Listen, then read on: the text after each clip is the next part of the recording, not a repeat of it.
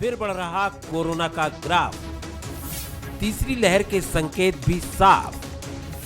मुख्यमंत्री ने बुलाई आपात बैठक, बीजेपी ने पूछा तैयारियां पूरी होंगी कब तक। छत्तीसगढ़ में पिछले कुछ दिनों में कोरोना के मामलों में लगातार बढ़ोतरी हुई है। अचानक हुए इस कोरोना विस्फोट से सरकार और जनता सभी चिंतित हैं। इसी को देखते हुए मुख्यमंत्री ने एक आपात बैठक बुलाई, जिसमें निर्देश दिए गए कि सभी विभागों से बातचीत की जाए और जरूरत पड़ने पर कुछ कड़े फैसले भी लिए जाएं। सीएम ने व्यापारिक संगठन से लेकर स्कूल शिक्षा तक सभी से इस मसले पर बातचीत के निर्देश दिए हैं। साथ ही सीएम ने यह भी संकेत दिए कि प्रदेश में तीसरी लहर मुहाने पर खड़ी है। इसे ओमिक्रॉन से हमारे यहाँ तभी आइडेंटिफाई ही नहीं हुआ, क्योंकि इसके जांच के लिए भारत सरकार ने जो हमको सेंटर दिया वो भुवनेश्वर है। उड़ीसा में हम सैंपल भेजते हैं, वहाँ से अभी तक की छत्तीसगढ़ से कोई पॉजिटिव नहीं आया है, लेकिन पूरे देश भर में फैल रहा है। और जिस प्रकार से दिल्ली में, मुंबई में, अन्य राज्यों में जो देखने को हमको मिल रहा है, जिस तेजी से फैल रहा है, हम लोगों को सचेत रहने की आवश्यकता है। इधर बीजेपी प्रदेश सरकार की तैयारियों पर सवाल खड़े कर रही है। बीजेपी का कहना है कि सरकार सिर्फ बैठकें कर रही है, जबकि पिछले कुछ दिनों में संक्रमण की चपेट में बड़ों के साथ बच्चे भी आए हैं। समीक्षा बैठक में निर्देश भी आवश्यक है।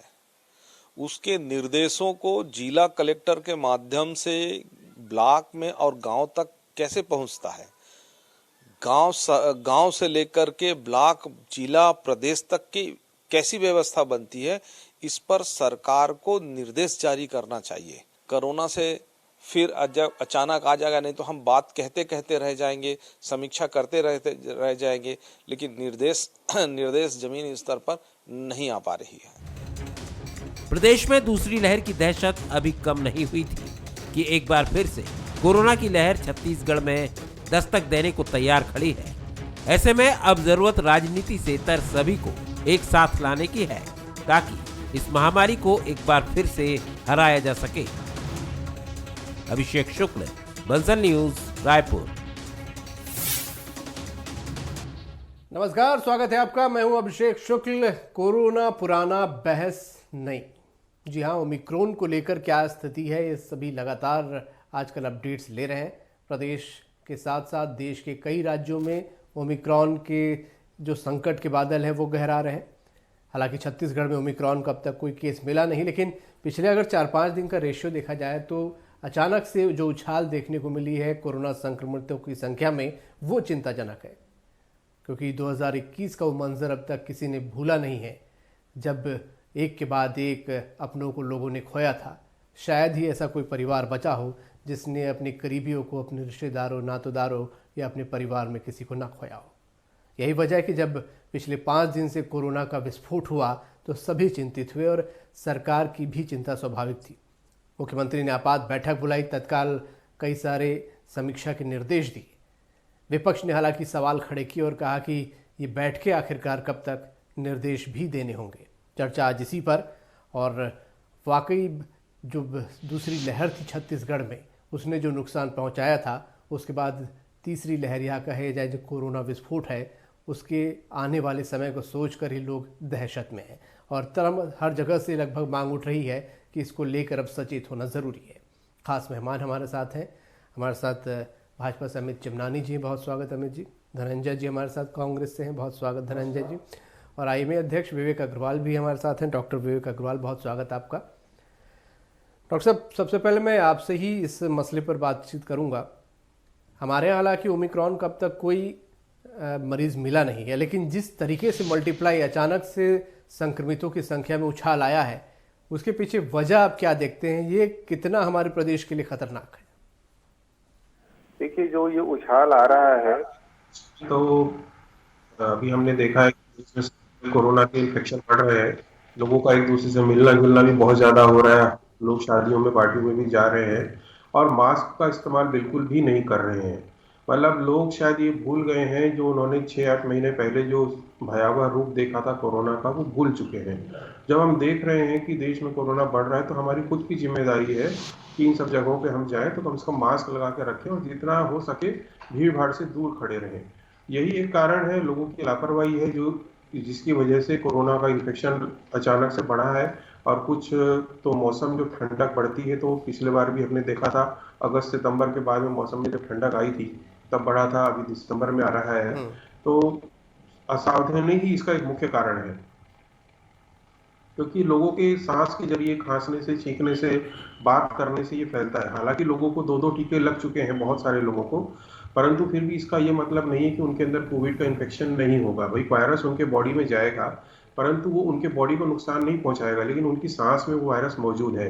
जब वो बात करेंगे या खांसेंगे, छींकेंगे, तो वो आसपास के लोगों को फैलेगा। तो जिन लोगों को टीका नहीं लगा हुआ है उनको भी इन्फेक्शन होगा, प्लस जिन्हें टीका लगा हुआ है उन्हें भी इन्फेक्शन होगा, लेकिन माइल्ड इन्फेक्शन होगा। यही कारण है कि लगातार लापरवाही की वजह से ही केस अचानक से बढ़ने शुरू हुए हैं। और अगर अभी भी लोग नहीं संभले तो पता नहीं आगे क्या होगा। अभी हमारे यहाँ ओमिक्रॉन के केसेस तो नहीं मिले हैं, इसका मतलब ये है कि ये वायरस वही है जो पिछली बार था, डेल्टा। तो भयानक स्थिति फिर से आ सकती है अगर लोग लापरवाही बरतेंगे तो। ओमिक्रॉन के बारे में तो अभी तक हमें यही पता है कि माइल्ड इन्फेक्शन है, परंतु छत्तीसगढ़ में अभी तक कोविड का ओमिक्रॉन वेरिएंट नहीं मिला है। तो मोस्ट पॉसिबली ये वही है जो पहले था, मतलब डेल्टा। इसलिए ज्यादा सावधानी की जरूरत है।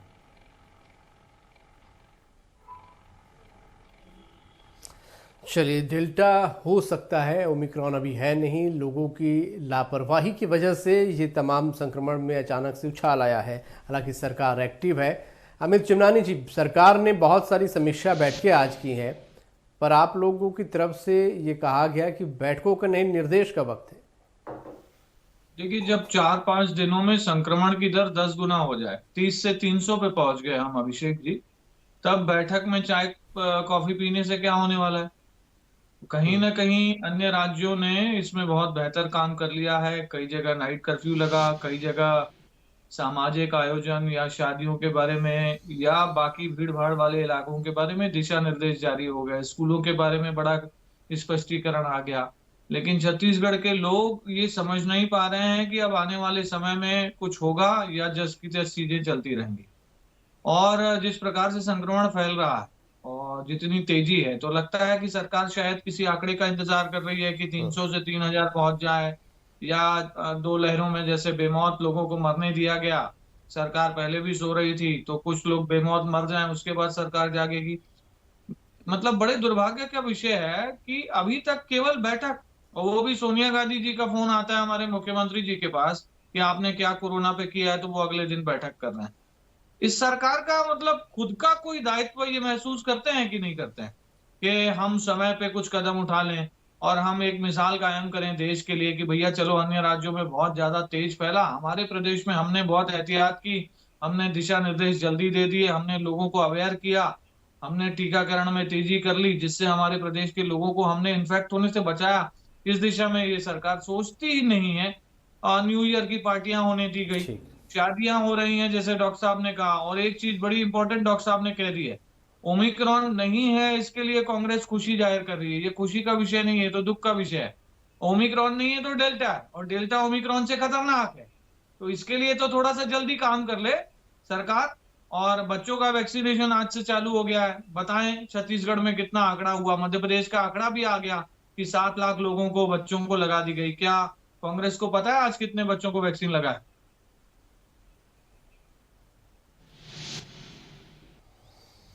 ठीक बात। चलिए, मैं धनंजय जी से भी इस पर ले लेता हूँ टिप्पणी। हालांकि लगभग 1.5 लाख का आंकड़ा एक सामने आ रहा है छत्तीसगढ़ में आज शायद टीकाकरण जो हुआ है, और राजधानी में ही 12,000 से ऊपर का ये आंकड़ा आया है।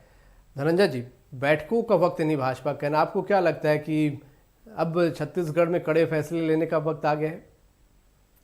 देखिए जी, अभिषेक जी, आप देखेंगे अगर हम कोरोना पे चर्चा कर रहे हैं तो कोरोना को लेकर हमेशा से किसी ने लापरवाही किया तो केंद्र में बैठी सरकार ने लापरवाही किया है। मैं इसकी शुरुआत से बात करूंगा। अगर हम ओमिक्रॉन पर चर्चा कर रहे हैं, डेल्टा उसमें बीमारी पे चर्चा कर रहे हैं, तो जब जहाँ देश में के बाहर जब कोरोना फैल रहा था तब भी देश की सरकार को आगाह किया गया कि एक ऐसी बीमारी देश के बाहर फैल रही है जिससे हमके भारत के लोगों को बचाना है और आपको त्वरित कार्रवाई करनी चाहिए। उस दौरान भारतीय जनता पार्टी जो केंद्र में बैठी सरकार है वो वहाँ पे कार्यक्रम आयोजन करने लगी थी। अभी ओमिक्रॉन को भी लेकर लगातार राज्य सरकारों ने उनको आगाह किया कि विदेश में एक ऐसी ओमिक्रॉन का सिम्टम्स पाया गया। कई सारे विशेषज्ञों ने कहा तो जो एहतियात बरतने चाहिए थे केंद्र सरकार को वो तो कोई बरतती ही नहीं है। राज्य सरकारों पर ठिकरा फोड़ने का काम उनका रह गया है और छत्तीसगढ़ में अभी तक ऐसा कोई पेशेंट ओमिक्रॉन का पाया नहीं गया है। और जो कोविड के सेकेंड जो लहर आई थी उसके बाद जो लगातार सरकार जो छत्तीसगढ़ में काम कर रही है, जो रेगुलर टेस्ट हमारे द्वारा किया जा रहा है, 30,000 से अधिक रेगुलर टेस्ट हमारे राज्य में हो रहा है, अवेयरनेस कार्यक्रम चल रहे हैं। और सबसे बड़ी बात अभिषेक जी देखेंगे, छत्तीसगढ़ की जनता अपने जो उत्तरदायित्व है, जो इस कोविड से बचने के जो उनकी जिम्मेदारी है उसका पालन बेहतर तरीके से कर रही है। इसीलिए हम छत्तीसगढ़ में आज सुरक्षित भी हैं। और स्वाभाविक सी बात है, डॉक्टर साहब ने कहा कि थोड़ी ठंड का मौसम में सर्दी खांसी बढ़ते हैं, शीतलता से बढ़ती है, तो उसके पेशेंट पाए जा रहे हैं। लेकिन अच्छी बात है कि छत्तीसगढ़ में एक भी ओमिक्रॉन के पेशेंट नहीं पाए गए जैसे दिल्ली में पाया गया है या अन्य राज्यों में पाया गया है। और निश्चित तौर पर सरकार की जागरूकता है, जनता का सहयोग है, इसीलिए हम इस बीमारी से लड़ने में कामयाब हुए हैं। और रेगुलर टेस्ट चल रहा है। आज भी लगभग 1.5 लाख के आसपास वैक्सीनेशन कार्यक्रम छत्तीसगढ़ में हुए हैं। डोर टू डोर वैक्सीनेशन कार्यक्रम चल रहे हैं। लगातार जनता के बीच जाके अवेयरनेस कार्यक्रम चलाया जा रहा है। और जो बाहर से जो लोग आ रहे हैं, जो विदेश से छत्तीसगढ़ जो लोग आ रहे हैं, उनको होम आइसोलेट किया जा रहा है, उसकी टेस्टिंग की जा रही है। माननीय मुख्यमंत्री भूपेश बघेल जी ने आज बैठक करके सभी विभागों को निर्देशित किया है। और सबसे बड़ी बात, हम उन सभी लोगों से सलाह रहे हैं जो व्यापारिक संगठन है, शिक्षक से जुड़े हुए क्षेत्र के जो लोग हैं, पालक संघ के जो लोग हैं, जो अन्य जो लोग हैं, सलाह लेकर हम एक तिथि तय करना चाह रहे हैं कि आगे हमको क्या करना चाहिए। और सभी विभाग को निर्देशित किया गया है। स्वास्थ्य अमला है, जिला प्रशासन है, पुलिस प्रशासन है, रेलवे स्टेशन पर, बस स्टैंड पर, हवाई अड्डों पर टेस्ट किया जा रहा है जो बाहर से जो लोग आ रहे हैं। तो सरकार की पूरी तैयारी है और किसी प्रकार के भयभीत होने की आवश्यकता छत्तीसगढ़ की जनता को नहीं है। और आपके चैनल के माध्यम से मैं छत्तीसगढ़ जनता से आह्वान भी करूंगा, जिस प्रकार से देश में पूरी तीसरी लहर की आशंका व्यक्त की जा रही है, तो छत्तीसगढ़ में जो तमाम जो उपाय हैं, जिसमें हमको मास्क लगाना है, भीड़ से दूर रहना है, हाथ को सैनिटाइज करना है, बेवजह घर से बाहर नहीं निकलना, इन सारी चीजों का पालन करें, तो निश्चित तौर पर जैसे हम 2 लड़ाई में लड़ने में सफल हुए, भी लड़ाई में लड़ने सफल हो जाएंगे। ठीक है, लेकिन धनंजय जी, जब तक मुझे लगता है पिछले 2 बार के पहली और दूसरी लहर का जो अनुभव है, जनता पर जब तक या कोई कड़े निर्देश जारी नहीं होते तब तक लोग शायद मानते नहीं है। भीड़ लगातार सरकार अपील भी करती रही, लेकिन भीड़ उसके बावजूद यहाँ सड़कों पर दिख रही है। तो क्या जनता के जागरूक होने का और कितना इंतजार किया जाए? क्या लगता नहीं कड़े निर्देश ही जारी करने होंगे? हमें तो मास्क पहनाने के लिए भी चौक चौराहे पर पुलिस खड़ी करनी पड़ती है। देखिए अभिषेक जी, बीच में जब एक ह्यूमर फैल गया, कई सारी चीज़ों में देखेंगे जैसे 2 डोज लग चुका है, उसको मास्क लगाने की आवश्यकता नहीं है। तो मुझे ऐसा लगता है बहुत सारे लोगों ने इस वजह से मास्क को हटाने का काम कर दिया था। लेकिन अब फिर आप देखेंगे वापस मास्क को जा रहे हैं। हर घर में आपको मास्क मिलेगा। अगर बच्चा स्कूल जाने निकलता है तो पहले टिफिन के पहले मेरा मास्क कहाँ पूछता है, तो हाथ धोने का सैनिटाइजर करने का वो सामान कहाँ पूछता है। तो ये चीजें आ चुकी लोगों के जहन पे। हम किसी घर जाते हैं तो पहले मास्क लगाते हैं, उसका जाके हाथ सैनिटाइज करते हैं। तो चीजें आ चुकी लोगों में, जरूर थोड़ी बहुत कहीं ना कहीं लापरवाही दिखती है। तो निश्चित तौर पर ये जो सरकार के जो कड़े निर्देश है उसका भी पालन उसमें होगा। ठीक है अमित जी, आपको क्या लगता है कि किस प्रकार के कड़े निर्देश जारी होने चाहिए, खास तौर पे जो पिछले कुछ दिनों में बच्चे पॉजिटिव हो रहे हैं? देखिए, बच्चे चूंकि वैक्सीनेटेड नहीं हैं, इसीलिए उनके ऊपर खतरा वयस्कों से बहुत ज्यादा है, जिसका डर भी छत्तीसगढ़ प्रदेश में बना हुआ है। और इसको लेकर के स्पष्ट शिक्षा मंत्रालय की तरफ से, जो शिक्षा विभाग है हमारा, उसके दिशा निर्देश अभी तक नहीं आए हैं। तो ये शायद खतरनाक बच्चों के लिए साबित हो सकता है। और चूंकि बच्चों ने 2 वर्ष ऑनलाइन पढ़ाई ही की है, तो ये इन लोगों को सोचना पड़ेगा कि कितने बच्चों को और संक्रमित होने देंगे, या ये किसी बच्चे की जान चली जाए उसके इंतजार में है। एक तरफ इंटरनेशनल हमें सब कुछ सुनाई दे रहा है कि बहुत तेजी से बढ़ रहा है, और छत्तीसगढ़ में भी बढ़ गया। जैसे हमारी साथी प्रवक्ता कह रहे थे कि दिशा निर्देश भी दे दिए, जनता भी बहुत अच्छा पालन कर रही है, अधिकारी, पुलिस विभाग सब सचेत है, सरकार सबको अवेयर कर रही है। अगर ऐसा होता तो 5 दिनों में 10 गुना संक्रमण क्यों होता अभिषेक जी? संक्रमण बढ़ रहा है, इसका साफ मतलब है कि लापरवाही है, और जनता की तरफ से भी है और सरकार की तरफ से भी है। जनता को अपनी लापरवाही को ठीक करना है, लेकिन सरकार को जनता से कोविड प्रोटोकॉल का पालन कराने की एक बाध्यता है। और फिलहाल सरकार ने किसी प्रकार का भी निर्णय नहीं लिया है। तो मैं तो ये जानना चाहता हूं कि सरकार किस बात का इंतजार कर रही है। कितना आंकड़ा हो जाएगा तब आप नाइट कर्फ्यू का सोचेंगे, या आप सामाजिक आयोजनों में या शादियों में बंधन का या लिमिटेशन का सोचेंगे? किस आंकड़े का आप इंतजार कर रहे हैं? ये सरकार एक बार बता दी थी तो हम भी समझते कि सरकार की सोच क्या है। अभी तो ऐसा लग रहा है कि सरकार बिना सोच के काम कर रही है और कोरोना को खुद ब खुद बढ़ने दे रही है। और क्यों बढ़ने दे रही है उसका भी वो कारण खुद बता सकते हैं। अन्य प्रदेशों ने जब निर्णय लेना शुरू कर दिया है, तो छत्तीसगढ़ निर्णय लेने में पीछे क्यों है? और दूसरा जो साथी प्रवक्ता कह रहे थे कि हर जगह टेस्टिंग की जा रही है, मैं खुद कुछ दिन पहले हवाई जहाज की यात्रा करके मैं लौटा, एयरपोर्ट में मुझे कोई भी नहीं मिला। इसका प्रमाण है कि एयरपोर्ट पे कोई भी जांच आप नहीं कर रहे हैं। इवन विदेश से कौन आ रहा है उसको भी आप नहीं देख रहे हैं। आइसोलेशन की बात तो दूर है, 300 लोग ऐसे हैं जो विदेश से आए हैं और आज तक सरकार उनका पता नहीं लगा पाई, छत्तीसगढ़ प्रदेश में केवल। तो केवल कह देना कि सब कुछ ठीक है, उससे होगा नहीं। ईमानदारी से सरकार को काम करना पड़ेगा। न रेलवे स्टेशन में जांच है। जी, बोलिए, अभिषेक जी, बस एक तो सजेशन देना चाहता हूं मैं। बोलिए धनंजय जी, आप बोले। देशों से खास करके महाराष्ट्र में ज्यादा फैला हुआ है। अच्छा, बोलिए। महाराष्ट्र से बहुत सारे लोग आते हैं अभिषेक जी छत्तीसगढ़। सरकार के पास क्या डेटा है महाराष्ट्र से कितने लोग आए हैं, अन्य प्रदेशों से कितने लोग आए, वो कहाँ है, उनमें से कोई कोरोना पॉजिटिव है क्या, अन्य लोगों को पॉजिटिव कर रहा है क्या? जो ट्रेसिंग का सिस्टम है, कोरोना का पहला ही नियम वही था। तो इस प्रकार की कोई भी चीज नहीं है। और जांच की संख्या भी, जिस प्रकार से पॉजिटिविटी रेट बढ़ा है उस प्रकार से जांच की संख्या भी नहीं बढ़ाई गई है। तो कोरोना को लेकर के जितनी भी तैयारियों की आवश्यकता होती है, फिलहाल आज की तारीख में ट्रेसिंग नहीं है और जांच कम है, ये एक बड़ी चिंता है। जी धनंजय जी। देखिए अभिषेक जी, मैं तो आपके चैनल के माध्यम से कहूँगा, जिस प्रकार से भाजपा के प्रवक्ता यहाँ सार्वजनिक तौर पर डिक्लेयर कर रहे हैं कि दूसरे प्रदेश गए थे, हवाई जहाज से आए हैं और कोई टेस्ट नहीं हुआ है, तो सबसे पहले तो इनको अपना टेस्ट करा के जागरूकता बतानी चाहिए। अगर मान लो टेस्ट नहीं हुआ है, क्योंकि एयरपोर्ट पर लापरवाही दिख रहा है केंद्र सरकार की, तो इस पर समझ में आता है वो जहाँ से बैठे वहाँ भी उनका टेस्ट नहीं हुआ, तो एयरपोर्ट अथॉरिटी की गलती है इसमें, नरेंद्र मोदी सरकार की गलती है। तो सबसे पहले मैं इनसे निवेदन करूंगा कि अपना कोरोना टेस्ट कराए और कहीं जाए भी ना। सुन लीजिए ना भाई, सुन लीजिए ना। रायपुर में कौन करेगा धनंजय जी? मैं इतना ही पूछ रहा हूं। जहाँ से आप बैठ के ऊपर बाहर से आए, जिस राज्य से आए, अभी आप कहाँ से आए बैठ के हवाई जहाज में? आप हवाई जहाज में बैठ कहाँ से आए? आप किस स्थान से हवाई जहाज में बैठ के छत्तीसगढ़, आप बताइए। आप टीवी में नहीं, मैं तो मध्य प्रदेश से आया, लेकिन आप कहाँ से बैठ के? मैं तो कहूंगा कि इनके घर जाकर ट्रेसिंग करना चाहिए।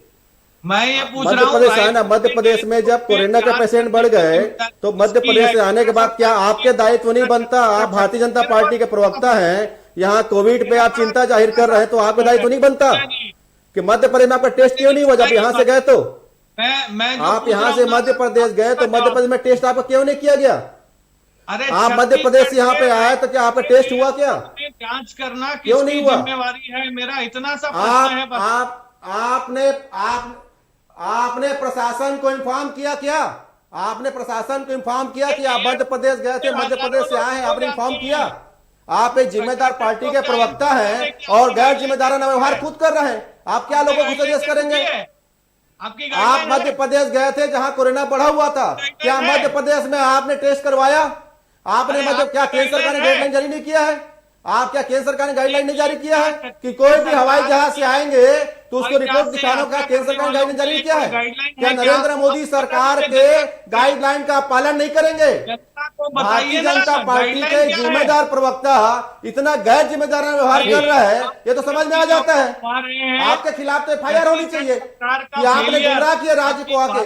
साबित हो रहा है। आप मध्य प्रदेश गए जहां कोरोना फैला हुआ है, वहां से आप आ गए और चोरी छुपे आप घर में घुस गए। आप क्या लोगों को जिम्मेदार करेंगे? मैं एक टिप्पणी, आप क्या लोगों को जिम्मेदार करेंगे?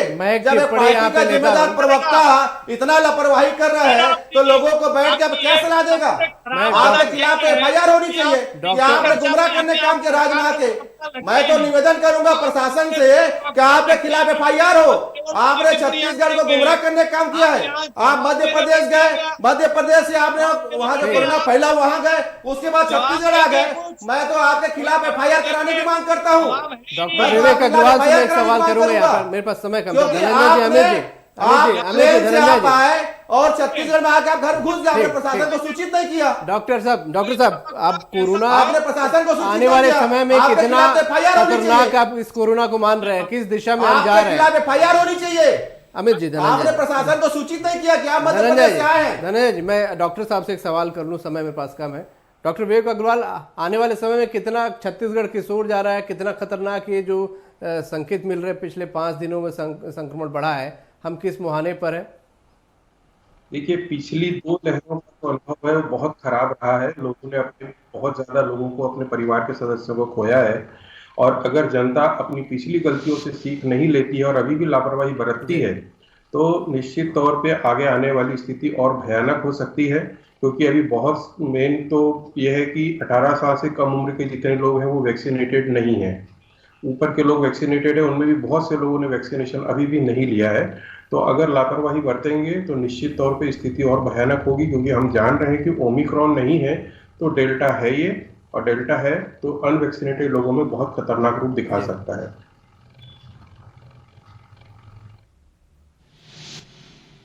तो आपको क्या लगता है, कुछ कड़े निर्देश की जरूरत इस वक्त है, कुछ प्रतिबंध लगाने की जरूरत है, या जागरूकता से काम हो जाएगा? देखिए, अगर जनता अपनी जिम्मेदारी खुद नहीं समझेगी तो प्रतिबंध की स्थिति तो आएगी ही। ये तो लोगों की जिम्मेदारी है कि अब गलतियों से सीखें, और अभी भी वो नहीं सीखे हैं तो प्रतिबंध लगाना ही फिर आखिरी उम्मीद बचती है। लेकिन हालांकि प्रतिबंध लगाने से कुछ विशेष फर्क नहीं पड़ता। जो नाइट कर्फ्यू लगाया जाता है उसका भी कोई विशेष प्रभाव नहीं है, क्योंकि आप रात में वैसे भी लोग ठंड के दिनों में घर के अंदर रहते हैं, दिन में लोग मिलते जुलते हैं, घूमते हैं, भीड़ में जाते हैं। अगर उसको काबू किया जाए और लोगों को मास्क लगाने के लिए प्रेरित किया जाए तो ज्यादा बेहतर हम स्थिति में पहुंच सकते हैं।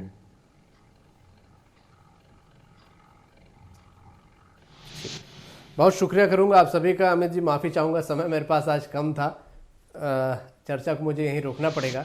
बहुत शुक्रिया आप सभी का।